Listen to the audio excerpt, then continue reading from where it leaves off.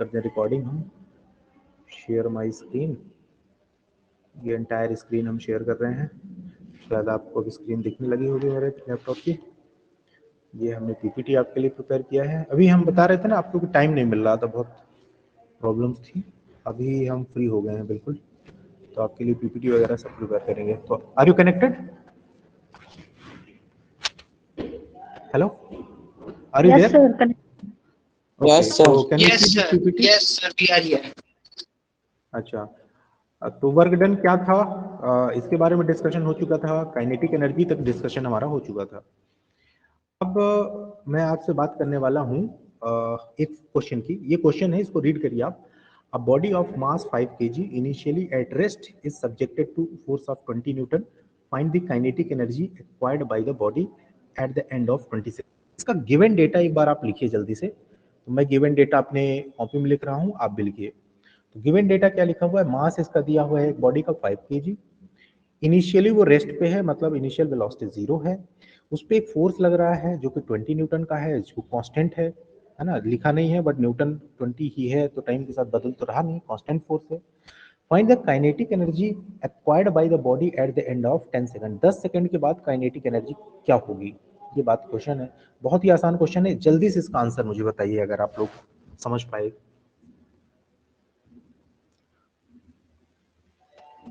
जल्दी से इसका आंसर बताइए।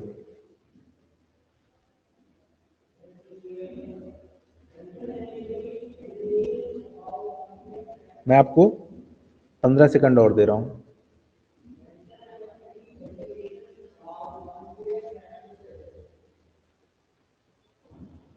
1000 joule. 1000 जूल, ये काइनेटिक एनर्जी है। अच्छा, और वो निकालो फाइनल वेलोसिटी। फाइनल वेलोसिटी निकालो।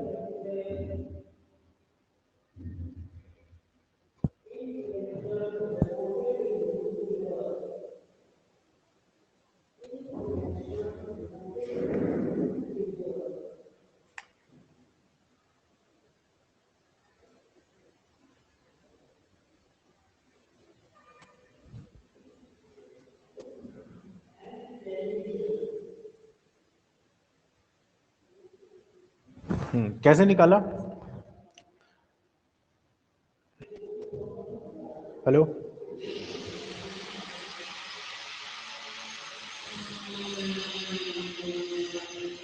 Hello, can you see this?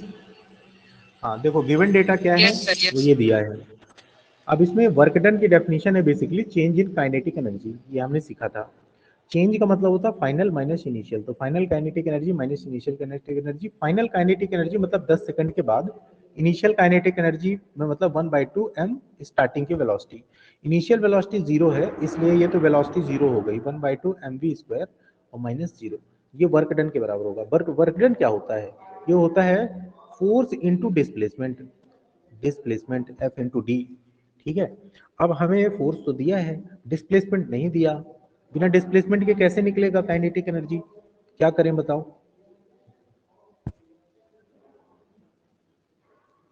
Navdeep, tell me what will happen.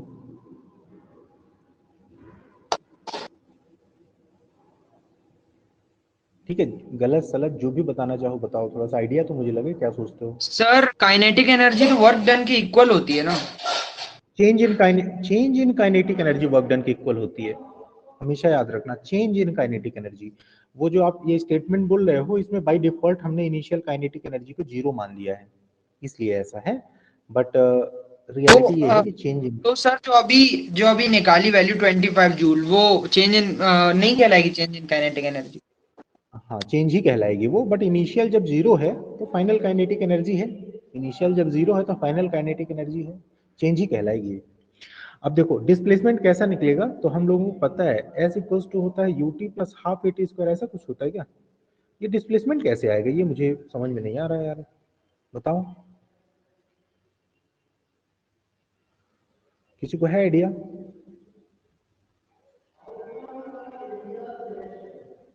Navdeep, Dhruv. Sir formula put करके हाँ देखो बेसिकली क्या है इनिशियल कि हमें, हाँ हमें डिस्प्लेसमेंट चाहिए। अब देखो फोर्स जो है वो किस नेचर का है, कांस्टेंट का। अब हमें एक सीरीज पता है पहले से, जब फोर्स होता है तो एक्सेलरेशन होता है, एक्सेलरेशन होगा किसी भी ऑब्जेक्ट में तो उसमें डिस्प्लेसमेंट भी होगा कहीं ना कहीं, ये बात हम लोगों को पता है अभी। अब क्या है कि फोर्स अगर दिया है और मास दिया है तो एक्सेलरेशन में निकाल लूंगा, अगर एक्सेलरेशन आ जाएगा तो डिस्प्लेसमेंट आ जाएगा, इस तरीके से। अब फोर्स और एक्सेलरेशन के बीच में रिलेशन होता है Newton second law of motion, Newton second law of motion, पता है? तो Newton second law of motion क्या कहता है, F equals to m into a. F की वैल्यू यस कितनी दी है 20, एम की वैल्यू 5, एक्सेलरेशन आ जाएगा तो ए इक्वल्स टू हो जाएगा 4 मीटर पर सेकंड स्क्वायर, ये आ गया पहली चीज। अब आपको पता है कि सर डिस्प्लेसमेंट जो होता है वो अगर हम लोग फॉर्मूला लगाएं कौन सा, equation of motion. Equation of motion क्या होता है, v s equals to u t plus half a t square, इससे आ जाएगा सर डिस्प्लेसमेंट, टी टाइम पर डिस्प्लेसमेंट कितना है। अब बोलोगे सर डिस्प्लेसमेंट निकालना है, इनिशियल वेलोसिटी 0 है, टाइम 10 सेकंड है, प्लस 1/2, एक्सेलरेशन आया है 4 और टाइम है 10, तो 10 का स्क्वायर, यहाँ से आ जाएगा डिस्प्लेसमेंट 0 प्लस ये कैंसिल द 2, तो ये हो जाएगा 200, तो डिस्प्लेसमेंट कितना आ जाएगा 200 मीटर, ये आ गया डिस्प्लेसमेंट। अब हम लोगों को यहाँ रखना है force into displacement equals to kinetic energy, तो अब यहाँ पे पुट कर दो, तो मैं यहाँ पे ऐसे लिख देता हूँ। तो फोर्स कितना है आपका 20 न्यूटन, डिस्प्लेसमेंट अपने कितना आया है 200, इक्वल्स टू क्या हो जाएगा 1/2 एम वी स्क्वायर। क्या ये सही है, क्या ये सही है, कितने जूल, यस सर यही आया है आपका आंसर? Yes sir. अब अगर यस आपसे सर यही वेलोसिटी पूछी जाए, हाँ अगर आपसे वेलोसिटी पूछी जाए तो m आपका दिया है क्वेश्चन में, बस इसी फॉर्मूले में आप m की जगह रख दो, v निकाल लो, तो वेलोसिटी भी निकाल सकते हैं, फाइनल वेलोसिटी। क्लियर? कोई डाउट हो तो पूछिए, यस सर। नहीं तो आगे बढ़े। ठीक है, दूसरा क्वेश्चन हम लोग देखते हैं इसी में। ठीक है, ये एक पहला क्वेश्चन हो गया, इसमें 3 क्वेश्चन और दिए हैं, अब आप इनको रीड करिए जल्दी से। A stone of mass 2 kg is falling from rest from a hill. What will be its kinetic energy after 5 second? 5 second के बाद काइनेटिक एनर्जी क्या होगी? तो अगर कोई स्टोन फ्री फॉल कर रहा है, 2 किलोग्राम मास का है, तो 5 सेकंड बाद आप क्या डिस्प्लेसमेंट निकाल सकते हैं? आफ्टर 5 सेकंड डिस्प्लेसमेंट क्या होगा? किसी को कोई आइडिया है?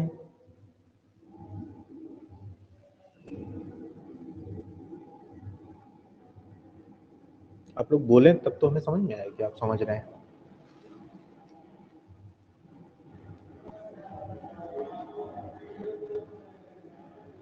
ये सब आसान क्वेश्चन है आपके लिए कि टफ क्वेश्चन है? थोड़ा सा आइडिया हमें दो बच्चों, तो उस हिसाब से हम हैंडल करें चीजों को।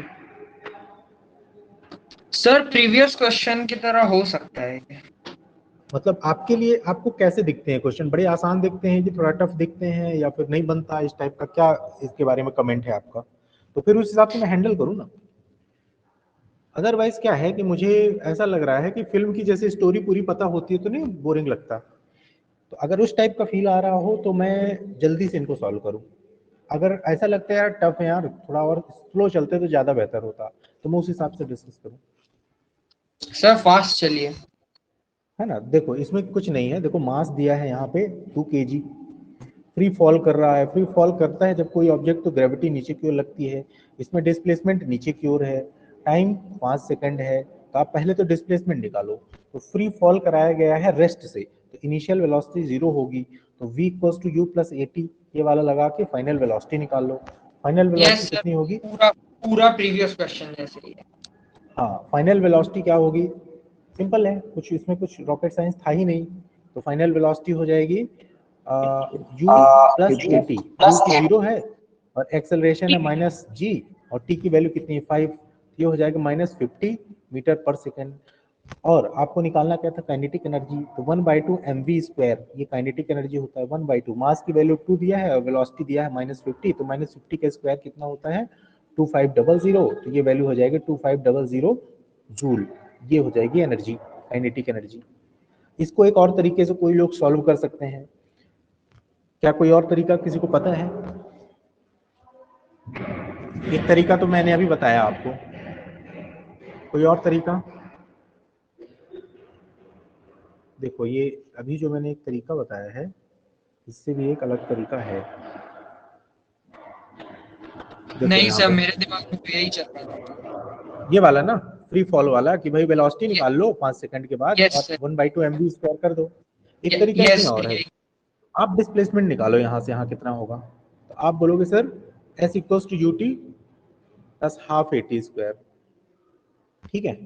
s की u की वैल्यू क्या है 0, t प्लस हाफ, a की वैल्यू -10 और t की वैल्यू क्या है 25, तो ये हो जाएगा 5, तो -125 मीटर, माइनस मतलब नीचे की ओर आ रहा है। अब क्या करो कि आपको पता है कि किस फोर्स की वजह से आ रहा है, तो mg की वजह से आ रहा है, तो वर्क डन क्या होता है, force into displacement, force into displacement, ठीक है। और फोर्स की वैल्यू क्या है यहाँ पे, फोर्स है mg, क्योंकि mg की वजह से ही नीचे आ रहा है, और डिस्प्लेसमेंट कितना है -125, तो m की वैल्यू कितनी है यहाँ पे 2, g की वैल्यू कितनी है 10 इंटू 125, तो कितना आ जाएगा ये 20 into 125 with minus sign, with minus sign, ठीक है ना। तो माइनस के 125 पे टू टाइम्स कितना होता है 250 और 0, क्या वही आया है जूल। अब ये माइनस साइन क्या बता रहा है, माइनस साइन जस्ट डायरेक्शन बता रहा है कि नीचे की ओर आ रहा है, माइनस साइन का यहाँ पे और कोई मतलब नहीं है, माइनस साइन सर फोर्स की डायरेक्शन को बता रहा है। पहले में शायद आपने नहीं लगाया था मैं। हाँ सही है सही है, देखो फोर्स की डायरेक्शन आप अगर आप माइनस ले लो यहाँ पे, तो ये भी माइनस लोगे, दोनों माइनस माइनस प्लस हो जाएंगे। बेसिकली फोर्स की डायरेक्शन माइनस मतलब नीचे की ओर, और डिस्प्लेसमेंट की डायरेक्शन भी माइनस, तो माइनस और माइनस दोनों लेके प्लस हो जाएंगे, तो कोई दिक्कत नहीं है, सही है ये, ठीक है ना। तो एक तरीका है वर्क डन की डेफिनेशन से। अब इसी क्वेश्चन में थोड़ा सा खेल हो जाता, अगर क्या होता यहाँ इनिशियल वेलोसिटी दे देता, मान लो यहाँ इनिशियल वेलोसिटी दिया है ये कितना अभी फिलहाल कितना आया है हमारा फाइनल वेलोसिटी 50, मान लो शुरुआत में दिया है 10 मीटर पर सेकंड, तब क्या होगा काइनेटिक एनर्जी यहाँ पे, यहाँ की वेलोसिटी कुछ अलग होगी, यस सर। बन जाएगा, इसमें कोई ऐसी खास बात नहीं थी। चलो एक और क्वेश्चन देख लेते हैं अगला। ये क्वेश्चन आप देखना खुद से करना चाहोगे क्या, ये दोनों क्वेश्चन जो पीपीटी में मैंने रख रखे हैं, ये दोनों क्वेश्चन आप ट्राई करना चाहोगे बाद में? यस सर, बिल्कुल। ठीक है, तो आप इन दोनों क्वेश्चंस को ट्राई करिएगा, इसका स्क्रीनशॉट एक बार ले लीजिए, मैं इसको ग्रुप में भी शेयर कर दूंगा। इसके बाद आगे हम पोटेंशियल एनर्जी में चलते हैं, और आज पोटेंशियल एनर्जी मेरा पर्पस है कि फिनिश करूं। ये आपको स्क्रीन दिख रही है फुल स्क्रीन में? यस सर, दिख रही है। यस सर, दिख तो ये रही है। इसका स्क्रीनशॉट आपने ले लिया होगा, आई होप। मैं आगे चलता हूँ। पोटेंशियल एनर्जी क्या है बहुत अच्छे से मैं आपको बताने वाला हूँ। Potential energy is defined as the energy possessed by the body by the virtue of its position और कॉन्फ़िगरेशन, ठीक है। उसकी स्थिति की वजह से उसके पास जो एनर्जी है that is called potential energy, ठीक है। ये तो हम लोगों ने बचपन की डेफिनेशन पढ़ी थी, किसी को डाउट है इसमें? पोजीशन की वजह से। अब देखो क्या है कि हमारे यहाँ इंजीनियरिंग में जब हम यहाँ पे आ गए हैं क्लास 9th में, तो यहाँ पे जो पोटेंशियल एनर्जी है थोड़ा सा डेफिनेशन और स्पेसिफिक तरीके से हम लोग जाएंगे। वर्च्यू ऑफ पोजीशन ये गुण है जगह का और उसकी कॉन्फ़िगरेशन का, मतलब बनावट का। ये तो बचपन की डेफिनेशन है 8th तक। 9th से थोड़ा सा स्पेसिफिक डेफिनेशन और बेहतर तरीके से फिजिक्स की लैंग्वेज में डेफिनेशन बनती है। तो देखो 3 तरह के पोटेंशियल एनर्जी होती है, तीनों के एग्जांपल बता देता हूँ। एक ग्रेविटेशनल पोटेंशियल एनर्जी, दूसरा इलास्टिक पोटेंशियल एनर्जी, और तीसरा होता है इलेक्ट्रोस्टैटिक पोटेंशियल एनर्जी, ठीक है ना। और जो होंगी आपको 12th में देखने को मिलेंगी, अभी फिलहाल आप 3 ही समझो। Gravitational potential energy, elastic potential energy, electrostatic potential energy. अब मीटिंग है क्या, मीटिंग है क्या? हम लोगों को तो नहीं आना। ओके। तो ग्रेविटेशनल पोटेंशियल एनर्जी क्या है दोस्तों, कि किसी हाइट की वजह से, मतलब ग्राउंड से, अर्थ के ग्राउंड से हाइट की वजह से पोटेंशियल एनर्जी, ठीक है, ये सभी को पता है। हालांकि इलास्टिक पोटेंशियल एनर्जी है कि किसी मटेरियल को आपने कंप्रेस कर दिया है और उस कंप्रेस्ड मटेरियल जो है अपनी पोजीशन ओरिजिनल रिगेन करना चाह रहा है, तो उसके अंदर एक पोटेंशियल एनर्जी स्टोर हो गई, जैसे कि स्प्रिंग। इलेक्ट्रोस्टैटिक पोटेंशियल एनर्जी का मतलब है कि जैसे कोई एक पॉजिटिव चार्ज है और इसके पास में एक और पॉजिटिव चार्ज को जबरदस्ती रखा गया है, जबरदस्ती रखा गया है। अब ये तो रिपल करना करके इसको दूर भगाना चाह रहा है, बट ये दूर नहीं जा रहा बिकॉज इन दोनों को किसी तरीके से फिक्स कर दिया गया है। तो अभी ये दोनों एक दूसरे पर फोर्स लगा सकते हैं और एक एनर्जी स्टोर्ड है, इसको इलेक्ट्रोस्टैटिक पोटेंशियल एनर्जी बोलते हैं, ठीक है। तो अब ये इसकी स्पेसिफिक डेफिनेशन क्या है, ये रेड कलर से नीचे बहुत अच्छे से लिखा है।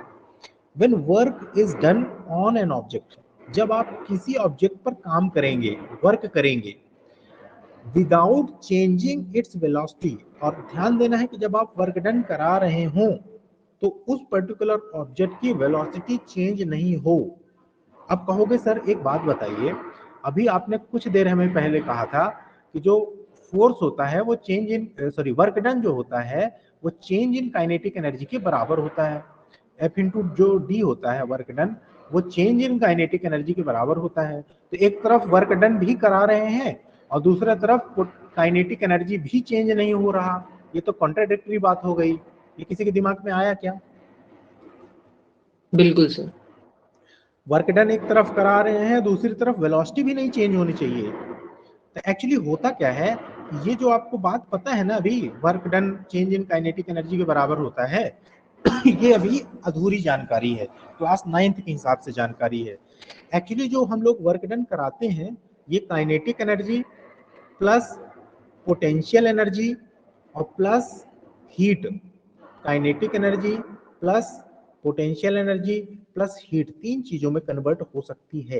बिल्कुल ध्यान देना मेरी बात को, एक एक्सटेंडेड फॉर्मूला है, आगे चल के पढ़ेंगे हम लोग कि जो भी एक्सटर्नल वर्क डन हम कराते हैं किसी बॉडी पर, तीन तरीके से वर्क डन वो खर्च हो सकता है, कि तीन जगह वो जा सकता है। एक तो काइनेटिक एनर्जी चेंज कराने में, means change in kinetic energy, दूसरा उसकी पोटेंशियल एनर्जी चेंज कराने में, और तीसरा थर्मल एनर्जी चेंज कराने में, हीट को चेंज कराने में। ठीक है, ये बात समझ में आ रही है? तो अभी तक जो भी हमने स्टडी करी तो हम ये मान के चल रहे हैं कि पोटेंशियल एनर्जी का चेंज और थर्मल एनर्जी का चेंज मींस हीट, ये दोनों जीरो है क्लास 9th के हिसाब से। क्लास 9th में हम लोग कहते हैं कि जो वर्क डन है वो पूरा का पूरा काइनेटिक एनर्जी चेंज में जाएगा। पर मैं कह रहा हूं यहाँ पे पोटेंशियल एनर्जी के डेफिनेशन में मैं क्या कह रहा हूं कि वर्क डन जो करा रहे हैं वो उसमें काइनेटिक एनर्जी ना बदलने की बजाय केवल क्या बदल रहा है, पोटेंशियल एनर्जी, और हीट भी नहीं कन्वर्ट हो रही फिलहाल। ये बात क्लियर हुई? कोई डाउट तो पूछो भाई, बहुत इंपॉर्टेंट चीज है ये, बहुत ही फंडामेंटल चीज में हम चल रहे हैं। हम कह रहे हैं कि जो हम वर्क डन कराते हैं वो तीन जगह जा सकता है, एक काइनेटिक, एक पोटेंशियल, एक हीट। तो अभी जो काइनेटिक एनर्जी हम पढ़ रहे थे तो उसमें हमने ये माना था कि पोटेंशियल एनर्जी और थर्मल एनर्जी मतलब हीट में कोई डिसिपेशन नहीं है, तो जितना भी वर्क डन कराया वो कन्वर्ट हो गया काइनेटिक एनर्जी में। अब मैं कह रहा हूं पोटेंशियल एनर्जी के केस में कि जो भी मैंने वर्क डन कराया वो काइनेटिक एनर्जी में चेंज होने के बजाय केवल वो पोटेंशियल एनर्जी में चेंज हुआ। तो ये कैसे होगा? तुम कहोगे कि सर जब हम क्या करें कि वर्क डन कराएं, वर्क डन कराने के दौरान अगर नेट फोर्स जीरो हो जाए, अभी मैं एग्जांपल दूंगा तुम्हें आगे चल के, तो उस केस में वो जो वर्क डन है वो पोटेंशियल एनर्जी के फॉर्म में स्टोर होगा, ऐसा होगा। ठीक है ना? जैसे एग्जांपल और ले लेते हैं कि मान लो एक बॉल थी, तुमने ग्राउंड में रखा और तुम सीढ़ी चढ़ के उस बॉल को अपने सबसे टॉप फ्लोर में ले गए घर के। ठीक है, तो शुरू में वेलोसिटी कितनी थी उस बॉल की? जीरो। नीचे जब थे, जब टॉप में पहुंच गए और रख दिया बॉल को, तब भी काइनेटिक एनर्जी जीरो है। तो आपने कुछ वर्क डन कराया यहां से उस बॉल को ऊपर ले जाने में, ये वर्क डन आप बहुत गौर से ध्यान देने तो पता चलेगा आपको कि ये वर्क डन आपने जो ग्रेविटेशनल फोर्स था उसके अगेंस्ट कराया है। तो ग्रेविटेशनल फोर्स के अगेंस्ट किसी ऑब्जेक्ट को आपने मूव कराया, मतलब ऊपर की ओर ले जा रहे हो, ग्रेविटेशनल फोर्स उसको नीचे ले जा रहा है तब भी तुम ऊपर की ओर ले जा रहे हो, मींस आप वर्क डन करा रहे हो। यहाँ पे ध्यान देना, आप वर्क डन करा रहे हो, ये आप वर्क डन करा रहे हो ऑब्जेक्ट के ऊपर। अब without change in kinetic energy का मतलब है कि इनिशियल काइनेटिक एनर्जी जब जमीन में थे तो जीरो थी, और जब ऊपर ले जाके रख दिया तब भी तो जीरो है, तो change in kinetic energy zero हुआ। तो आपने जो वर्क डन कराया वो गया कहां? तो आप बोलोगे सर वो पोटेंशियल एनर्जी में स्टोर हुआ है, इस बार काइनेटिक एनर्जी के चेंज के फॉर्म में स्टोर नहीं हुआ है। ये बात समझ में आ गई? Yes sir. ठीक है, तो ये बहुत इंपॉर्टेंट चीज है जो नीचे मैंने रेड कलर से लिखा है कि वर्क डन बाय यू या कि work done by an external agent on an object without changing its velocity is stored in the object. अब ये भी थोड़ा सा एक गलत स्टेटमेंट ही है ऑब्जेक्ट, पर आगे अभी के लिए 9th के हिसाब से ठीक है। ये स्टोर होती है स्पेस में एनर्जी, ये ऑब्जेक्ट में स्टोर नहीं होती, ठीक है ना, ये स्पेस में एनर्जी स्टोर होती है। फिलहाल आप ऑब्जेक्ट ही पढ़ो। तो विदाउट चेंजिंग, अच्छा बताओ अगर काइनेटिक एनर्जी चेंज हो जाए और पोटेंशियल एनर्जी चेंज ना हो, तो मतलब आप चले गए पिछले चैप्टर में जो जस्ट इसके पहले पढ़ रहे थे, वो है इसके पहले। अगर काइनेटिक एनर्जी चेंज नहीं हुई तो वर्क डन कहाँ गया, तो तुम कहोगे सर पोटेंशियल एनर्जी के फॉर्म में स्टोर हो गया होगा। ये बात क्लियर हुई आई होप। अब आगे बढ़ते हैं। जैसे ये देखो यहाँ पे क्या था कि काइनेटिक एनर्जी थी इसके पास, ये हाइट में जा रहा है, तो इस ये क्या करा रहा है, वर्क डन करा रहा है। ये इस पे फोर्स लग रहा होगा नीचे, और ये जो काइनेटिक एनर्जी है ये कन्वर्ट हो रही है धीरे धीरे, मतलब वर्क डन ऊपर की ओर हो रहा है वर्क डन। यहाँ पे वर्क डन हो गया बहुत सारा वर्क डन हो गया, मतलब इसको ऊपर ले जाने में कुछ वर्क डन कराना पड़ा अगेंस्ट द ग्रेविटेशन। वो वर्क डन अभी इस पोजीशन पे स्टोर्ड है, that is called potential energy. ये ऑटोमेटिकली अब नीचे आएगा क्योंकि ये पोटेंशियल एनर्जी फिर अगेन काइनेटिक एनर्जी में कन्वर्ट हो रही है। Means the work done against the work done against the gravitational field by an external agent is stored in the form of gravitational potential energy. ठीक है, इसी तरह इसमें देखो इसके पास अभी पोटेंशियल एनर्जी है, ये चाहे तो इससे वर्क डन करा सकते हैं, नीचे की ओर आ सकते हैं, ठीक है ना, तो ये पोटेंशियल एनर्जी हो गई। ये जैसे बॉल है, तो ये लड़का मैं कह रहा हूँ ग्राउंड से ऊपर ले गया होगा बॉल, तभी तो एनर्जी इतनी स्टोर कर पाया जिससे कि ये बॉल अब नीचे गिरेगी। तो अभी इस बॉल के पास पोटेंशियल एनर्जी है। तुम कहोगे कहां से आई सर, हम कहे कि इस लड़के ने जब इस बॉल को नीचे से ऊपर ले जा रहा था तो वही वर्क डन इस लड़के ने कराया था, वही स्टोर होके रखा है। जैसे अभी जितनी आप पढ़ाई कर लोगे इन फ्यूचर वो सारी पढ़ाई काम में आएगी। तो आप अभी पोटेंशियल एनर्जी के फॉर्म में अपनी स्टडीज को स्टोर कर रहे हो, जब जरूरत पड़ेगी वो काइनेटिक एनर्जी में कन्वर्ट हो जाएगी। मतलब जब ये स्टडीज की जरूरत आपकी लाइफ में पड़ेगी, प्रैक्टिकल लाइफ में प्रॉब्लम्स को सॉल्व करने के लिए, जब आप प्रॉब्लम सॉल्व करने लगेंगे तो आप उस एनर्जी को काइनेटिक एनर्जी में कन्वर्ट कर रहे हो, ऐसे समझो। तो अभी जो स्टडीज का फेज चल रहा है उसमें आप पोटेंशियल एनर्जी स्टोर कर रहे हो, ठीक है ना, आप वर्क डन करा रहे हो, आप अगेंस्ट द एफर्ट लगाते हो बहुत सारा पढ़ने में। तो वो वही है कि इस लड़के ने जो एफर्ट इस बॉल को ऊपर ले जाने में लगाया था वही था जो पोटेंशियल एनर्जी के फॉर्म में स्टोर हुआ था। और उसके बाद एक पर्टिकुलर जब आपकी एज आएगी और जब आप काम करने लगेंगे, मान लो आप किसी कंपनी में काम कर रहे हो, तो आप इसी पोटेंशियल एनर्जी का इस्तेमाल करोगे और वो काइनेटिक एनर्जी में कन्वर्ट होगी, ठीक है ना। बट कोई बच्चा पढ़े ही ना, कोई पोटेंशियल। हाँ बेटा, अगर बॉल में काइनेटिक एनर्जी ना हो तो वो नीचे नहीं गिरेगी जमीन पे? अभी स्टार्टिंग में तब की बात नहीं कर सर, रहे हो? जैसे उस बच्चे ने बॉल को छोड़ दिया तब। छोड़ दिया, हाँ। और अगर हाँ, बॉल में काइनेटिक एनर्जी नहीं है तो वो क्या नहीं गिरेगी जमीन पे? अभी स्टार्टिंग में नहीं है काइनेटिक एनर्जी, इसके पास पूरी पूरी पोटेंशियल एनर्जी है। बट मैं कह रहा हूं कि इस पे ग्रेविटी खींचेगी ऑटोमेटिकली, क्योंकि हमने इसी के अगेंस्ट काम कराया था ना। तो ग्रेविटी जब खींचेगी तो ऑटोमेटिकली वो कुछ इस पे वर्क डन कराएगी, इस बार ग्रेविटी वर्क डन कराएगी नीचे की ओर, और वो काइनेटिक एनर्जी में कन्वर्जन चालू हो जाएगा। तो ये जो ग्रेविटी इस पे वर्क डन करा पा रही है, क्यों करा पा रही है, क्योंकि ऑलरेडी इस बॉल के पास एनर्जी स्टोर्ड है, ऐसे कह सकते हो। अगर ये एनर्जी स्टोर्ड ना होती, ठीक है ना, अगर इस लड़के ने वर्क डन ना कराया होता तो ना तो इसके पास पोटेंशियल एनर्जी होती। अगर ये पोटेंशियल एनर्जी ना होती तो ये लड़का छोड़ता अगर, तो कहे को नीचे जाता, मान लो ये ग्राउंड में ही है, ठीक है ना। तो सही कुल कहा। मिला के वही वाली एनर्जी है जो कन्वर्ट हो रही है, आप ऐसे समझो। ये लड़के के पास कुछ एनर्जी थी, इसने अपनी एनर्जी को ग्रेविटी के अगेंस्ट इस बॉल को ले जाने में वर्क करा दिया, जो कि एनर्जी स्टोर हो गई। अब ये एनर्जी जो है यही काइनेटिक एनर्जी में कन्वर्ट हो रही है। अगर आप इसको छोड़ोगे तो इसको होना ही पड़ेगा, ऐसा हो ही नहीं सकता कि वो काइनेटिक एनर्जी में कन्वर्ट ना हो, ठीक है। आप चाहोगे भी तो ऐसा नहीं हो सकता कि ना हो काइनेटिक एनर्जी में कन्वर्ट। अब आप कहोगे सर इसको इस बच्चा यहाँ रख दे अगर इस बॉल को, ठीक है ना, तब तो नहीं होगी काइनेटिक एनर्जी में कन्वर्ट, ठीक है। तो आप कहोगे इसमें से एक बहुत इंपॉर्टेंट बात आती है, ये लड़का जब यहां से इस बॉल को यहां लाया तो आप कहां से कहां लाए इस पे डिपेंड करती है पोटेंशियल एनर्जी। मान लो कि एक बॉल यहीं पे रखी है, छत बहुत बड़ी थी, ये अच्छी खासी बड़ी छत थी, और इस बॉल को यहाँ पे लाया गया। एक बच्चा यहीं जन्म लिया है, हमेशा यहीं रह रहा है, उसको नहीं पता कि ये बॉल नीचे से लाई गई है, तो इसके लिए रेफरेंस ये हो जाएगा। अब ये वर्क डन इसके ऊपर कराएगा, समझ रहे हो। तो रेफरेंस जो होता है उस पर डिपेंड करता है, मीन्स कहाँ से वो बॉल उठाई गई है या फिर कहाँ से वो पर्टिकुलर मास को उठा के किस लेवल में रखा गया है, इस पे डिपेंड करती है पोटेंशियल एनर्जी। इसलिए रेफरेंस बहुत जरूरी है।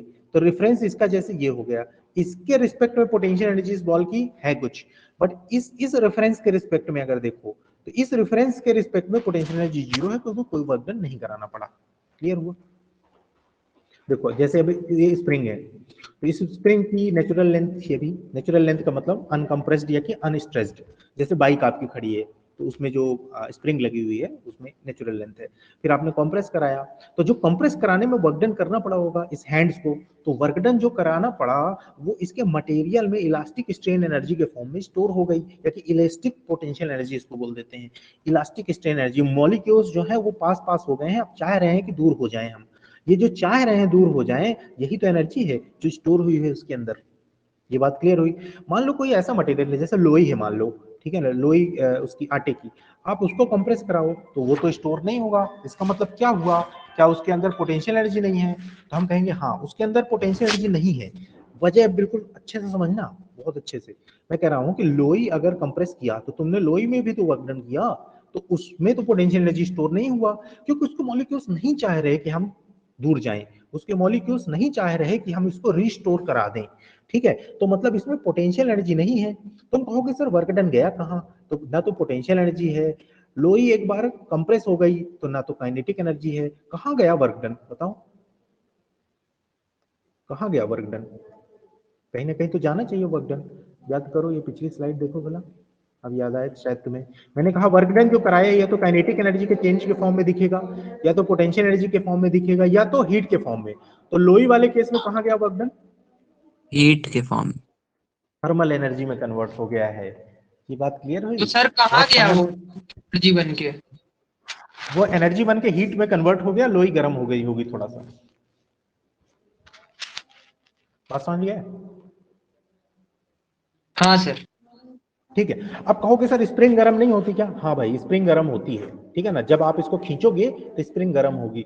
थोड़ा सा तुम्हारा वर्क डन, मान लो तुमने वर्क डन किया 100 जूल इस स्प्रिंग को खींचने में, तो इसका हो सकता है कि 0.0001 जूल थर्मल एनर्जी में कन्वर्ट हुआ हो, ठीक है। और 99.99 जूल 999 जूल किस में कन्वर्ट हुआ हो? पोटेंशियल एनर्जी में। और काइनेटिक एनर्जी में तो स्टोर ही नहीं हुआ, क्योंकि स्प्रिंग चल थोड़ी रही है, स्प्रिंग तो एक बार खिंच गई, तो final kinetic energy zero spring की, और इनिशियल तो जीरो ही थी, तो इसलिए काइनेटिक एनर्जी में कन्वर्जन नहीं हुआ। इसीलिए जब स्प्रिंग को छोड़ोगे तो चूंकि इसके पास पोटेंशियल एनर्जी है, वो रिस्टोर कराना चाहेगी, पोटेंशियल एनर्जी की वजह से रिस्टोर होना चाहेगा, और वो पोटेंशियल एनर्जी जैसे ही छोड़ोगे तो किसमें कन्वर्ट होना चालू हो जाएगी? काइनेटिक एनर्जी में। बात क्लियर हुई? तो तुमने जो वर्क डन कराया वो बेसिकली स्टोर हुआ है। ये डेफिनेशंस बहुत अच्छे से याद रखना। ऐसे ही रबर बैंड के साथ होता है, ठीक है।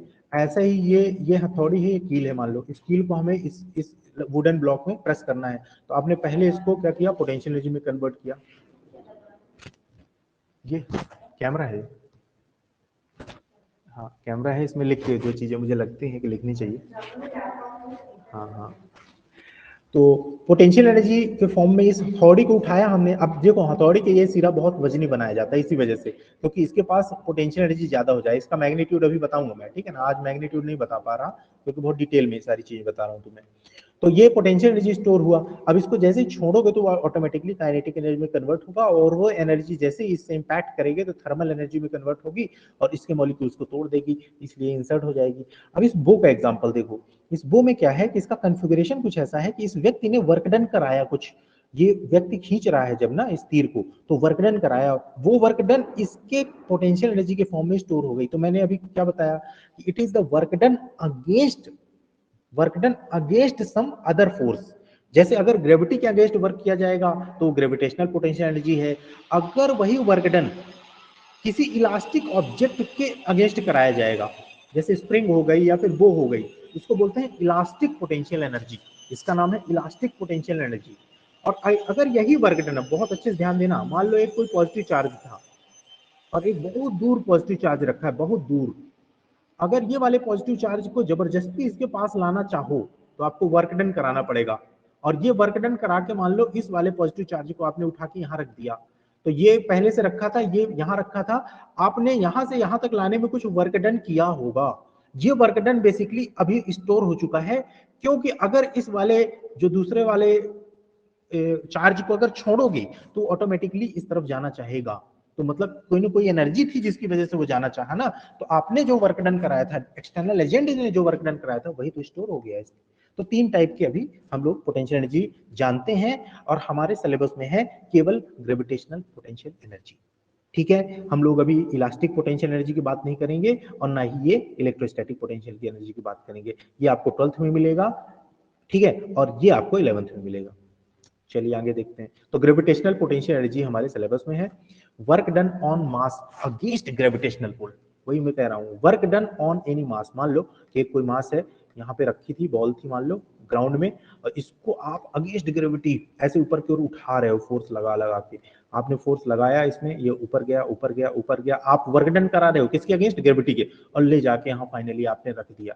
तो आप बोलोगे कि सर अभी जब मैंने जैसे ही रखा तो जितना भी मैंने वर्क डन कराया वो इसकी पोटेंशियल एनर्जी में कन्वर्ट हो चुका है। ये बात क्लियर हुई?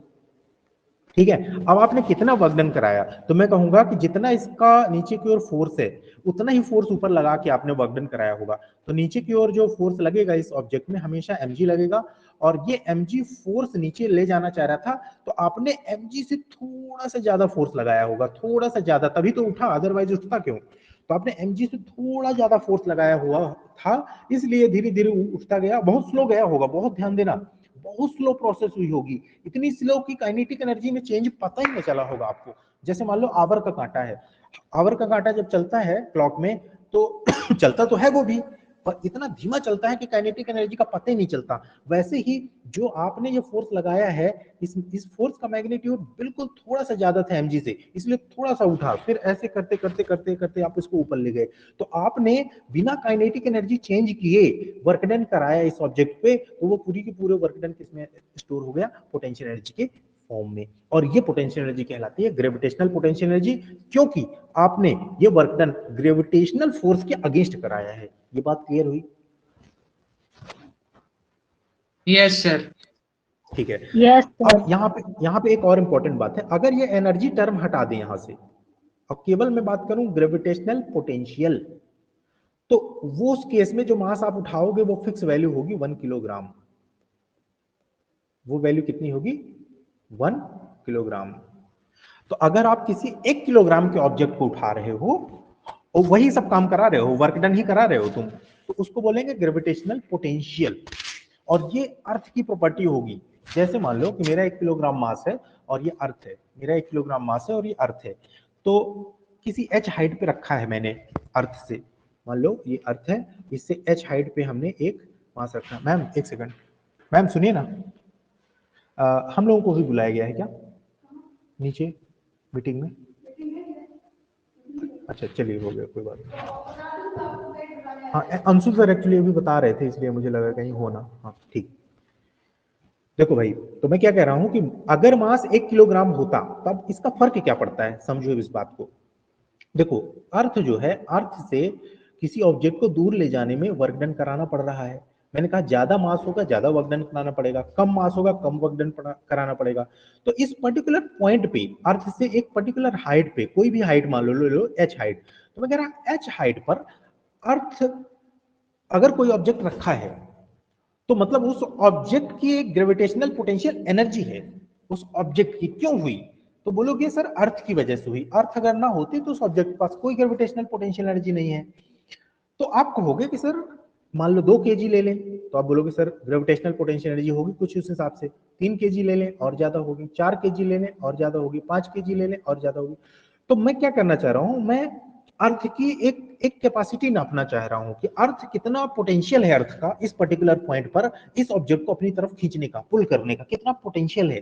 तो मैं 1 kg को एक स्टैंडर्ड ले लूंगा और 1 kg के हिसाब से अर्थ की क्षमता देखूंगा, तो वो कहलाएगा ग्रेविटेशनल पोटेंशियल। तो इसलिए यूनिट मास पर जब वर्क डन करा के हम उसको as a gravitational potential energy कहते हैं, तो उसको केवल ग्रेविटेशनल पोटेंशियल बोलते हैं हम लोग। ऐसे ही आपने कभी सुना हो पोटेंशियल डिफरेंस, सुना है ना? पोटेंशियल डिफरेंस आप बोलते हो ना कि 10 वोल्ट की बैटरी है, यस सर। है ना। Yes, वो एक्चुअली yes. इलेक्ट्रोस्टैटिक पोटेंशियल होता है, इलेक्ट्रोस्टैटिक पोटेंशियल एनर्जी नहीं है, वो इलेक्ट्रोस्टैटिक पोटेंशियल होता है। वैसे ही यहाँ भी होता है कि ग्रेविटेशनल ये पोटेंशियल है। ग्रेविटेशनल पोटेंशियल का मतलब सीधा समझ लो 1 किलोग्राम के ऑब्जेक्ट के साथ ये सब कर रहे हो m किलोग्राम की जगह 1 किलोग्राम के साथ, बस और कुछ इसमें डिफरेंस नहीं है। तो आज की क्लास में यहीं पे फिनिश कर रहा हूँ। आप लोगों से एक्सपेक्ट कर रहा हूँ कि आप इसके क्वेश्चंस लगाएंगे, और भी क्वेश्चन आज मैं आपको शेयर करूंगा, और मैं आपके लिए नोट्स प्रिपेयर कर रहा हूँ। जैसे ये नोट्स हैं अभी मैंने सर? बनाया है। हाँ बेटा। सर कल से स्कूल ऑफलाइन होंगे? कल से स्कूल यार अभी नोटिस आएगा आप तक, ये अभी मुझे भी अभी खुद कंफर्म अच्छे से नहीं पता है। हाँ अभी कंफर्म नहीं हुआ सर?